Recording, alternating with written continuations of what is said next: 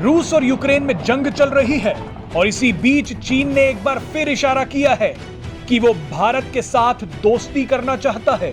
जो चीन दुनिया के किसी भी देश को धमकाने से पीछे नहीं हटता, वो अब लगातार कोशिश कर रहा है कि उसके संबंध भारत से अच्छे हो जाएं।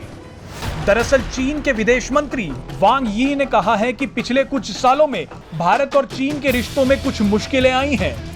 ये मुश्किलें दोनों देशों और उनके लोगों के हित में नहीं हैं।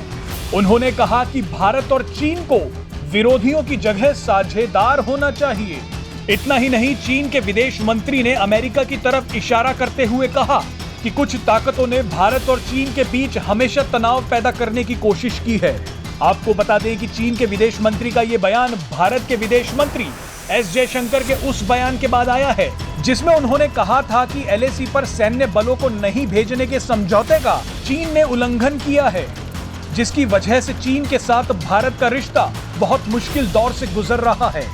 आपको बता दें कि भारत की बढ़ती ताकत को देखकर चीन लगातार अपने सुर बदल रहा है। कुछ समय पहले भी चीन की तरफ से भारत के साथ रिश्तों को लेकर एक बयान आया था। उस बयान में भी चीन के विदेश मंत्री ने कहा था कि अगर भारत चाहे तो हिमालय भी हमारी दोस्ती को नहीं रोक सकता। उस समय भी चीनी विदेश मंत्री ने कहा था कि भारत और चीन को लड़ना नहीं चाहिए, बल्कि साथ आकर काम करना चाहिए। बहरहाल चीन के विदेश मंत्री के इस बयान के बाद विदेश मामलों के जानकार इसके अलग अलग मायने निकाल रहे हैं।